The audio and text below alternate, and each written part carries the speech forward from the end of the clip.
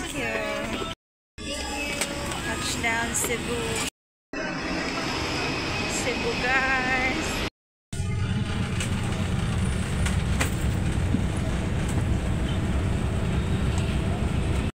Finally, andito na tayo sa Cebu. So this is my second time here in Cebu. Last year I was here and now again. So tomorrow pa yung flight natin pa Boracay.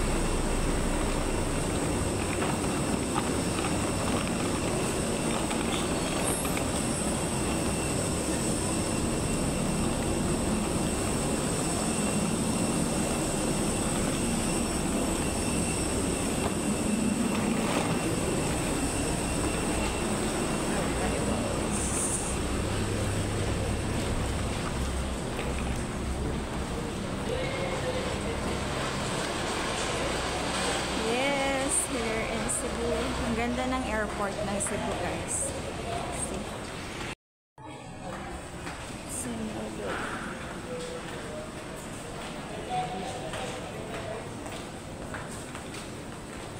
Gusto ko mag-picture ulit.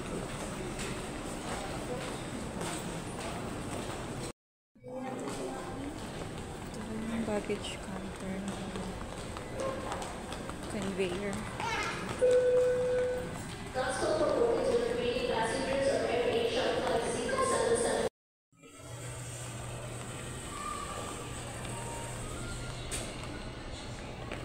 So, nagtanong ako guys. Of course, it's my first time. Dati kasi tumabas kami doon kasi dito lang ako sa Cebu. So, for transfers, ito yung process. Ito, makikita nyo naman. Follow na lang the sign. Ayan, departure. Tapos, akyat daw tayo. Para sa mga transfer.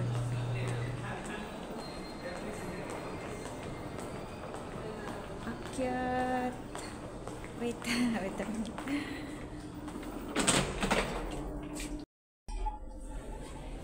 So, ito for transfer. Dito tayo sa level 2. Saan? Yan. Ito guys. Wait. Guys, matagal pa naman ako dito, so bababa muna tayo. Dito ko kayo. Excuse me.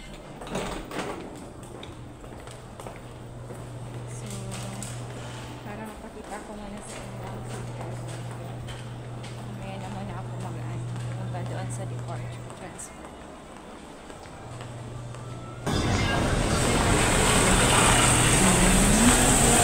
Exit muna tayo. Titingin-tingin ako anong pwedeng kainin.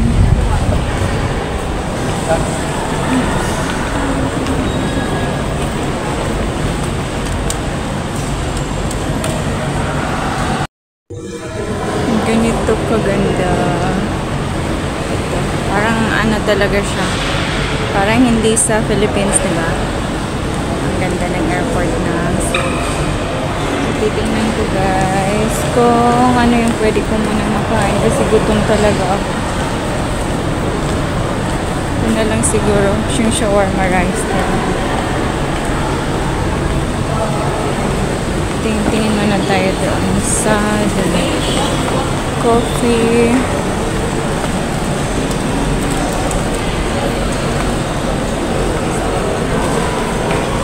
Shake. Dito is may 7-Eleven.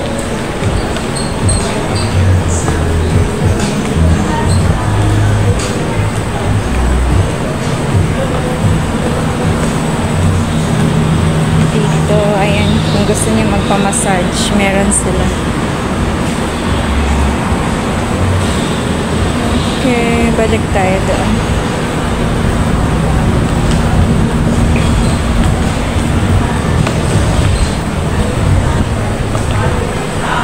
Pasok muna tayo as usual sa ating mga travel 7-Eleven ang katapat. Baka may magustuhan ako dito. Yeah, okay. Ito. Merong rice meal sila.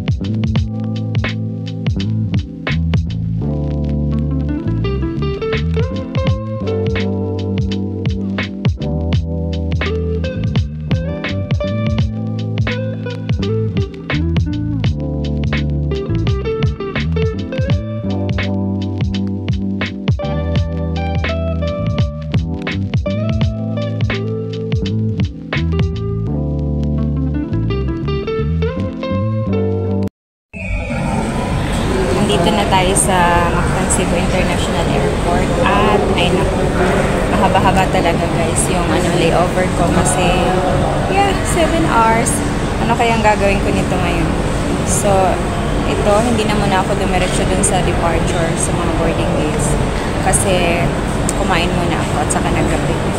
Saka ito, parang iniikot-ikot ko din itong Mactan Cebu Airport para mapakita ko sa inyo gano'ng kaganda. Maganda guys, talaga. Malaki siya.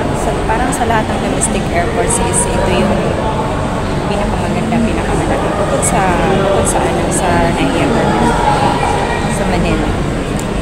Sa mga, ito, sa other airports na domestic.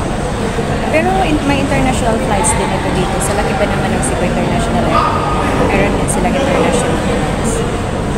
Super ganda. So, ito na nga yung nangyari. Kasi, di ba umakyat na ako, tapos, nagtanong ako dun kung pwede bumaba. Sabi niya, sige. Kaya lang, pag nakalabas ka na talaga sa exit, hindi ka na pwede bumalik doon. So, ito ngayon, nung papasok na sana ako, pinakyat ako dito. Tapos, andito na ako ngayon sa labas. Sa ibang way na ako pupunta, kasi bawal na din bumalik. So, ito doon. Wait, pakita ko sa inyo. Dito na tayo sa labas. Ito na yung pinakalabas. Magsasakay kayo ng taxi. Dahil andun na ako sa loob, tapos lumabas ako. So ngayon, pinalabas na ako, hindi na ako pwede bumalik doon. So dito tayo papasok sa ito, check-in counters. Dito na way. Same din guys. Anyway, marami naman tayong time. So okay lang. Saka ito, meron ditong Cebu. Okay lang na nakalabas ako para makapicture ako dito.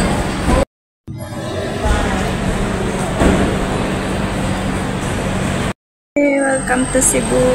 Ayun, Sinulog.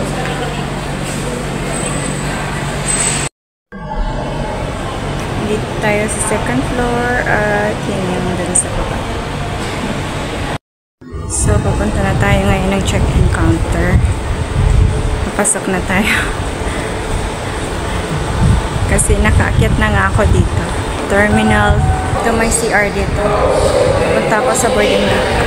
Pasok na tayo sa CR nila. Papakita ko sa inyo ang ganda ng CR dito. Hello, walang tao. Akong i-vlog ang CR sa Cebu. Nice din yung airport. Malinis yung CR nila, guys.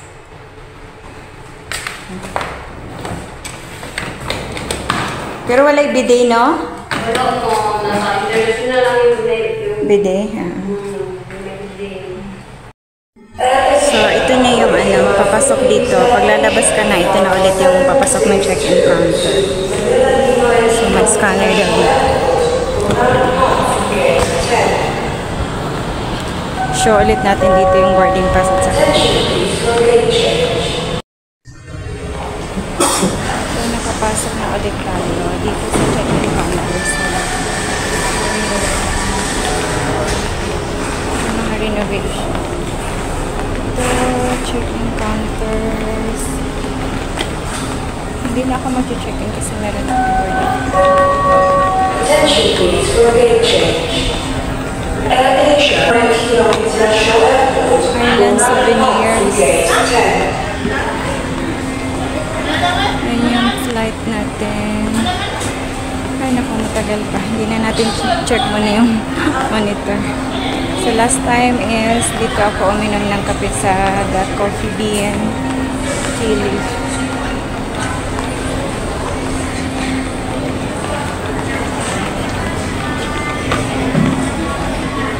And ito na yung boarding gates. Pasok na tayo dito. Dito na, after the scanner, ito na yung ano, papunta na sa boarding gates. Ganda guys, di ba? Ang laki ng airport talaga. Saka ang linis. Please board your flight now to gate number 5A.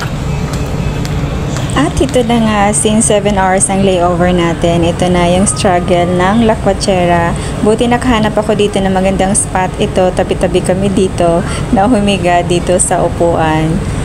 Enjoy my layover!